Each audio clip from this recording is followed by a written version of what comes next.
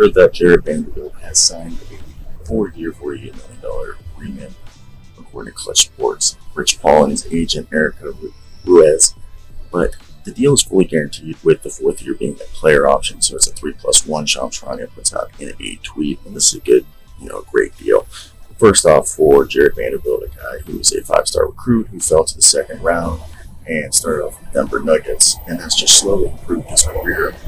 So he was with the Denver Nuggets, then he was traded to the Timberwolves. The Timberwolves sent him to the Utah Jazz in that deal that sent Rudy Gobert to the Timberwolves, and then the Lakers, near the trade deadline, did the deal that sent Jarred Vanderbilt there, and he was one of the big parts of their resurgence in the second half of the regular season last year.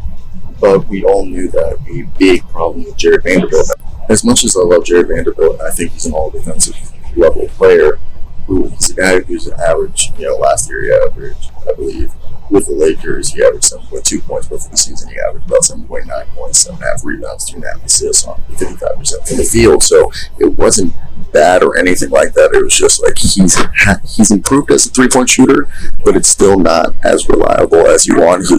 So then when you look at a situation like this where you're getting, 4 years, $48 million, $12 million a year, that's a great deal with the rising salary cap. He's 6'9" with a 7-foot wingspan. I mean, this guy's a hyper athlete, can guard inside and outside, 1 through 5. He's got that long frame to be an efficient, rim protector. And I understand that, some people think that this isn't going to be good money for a guy whose offensive game is still raw, but can finish around the rim. I mean, he shot 32% last year from 3, which is improving for a guy whose first career is 28. But I really think that the more minutes he'll get, the faster he'll develop. And again, I've always said this, when you have players, it's better to re-sign and extend those players, keep them under contract, because at the end of the day, even if you do plan to move on from them, you're able to use them as trade capital or an asset as leverage or salary filler or whatever you need in a trade for a bigger player, or if you're trying to break it down, whatever the future is, in 2-3 years.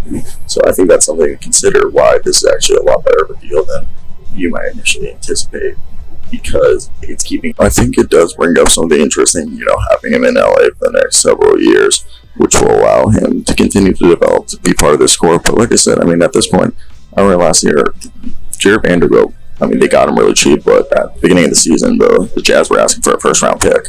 So we can only assume his trade value has gone up.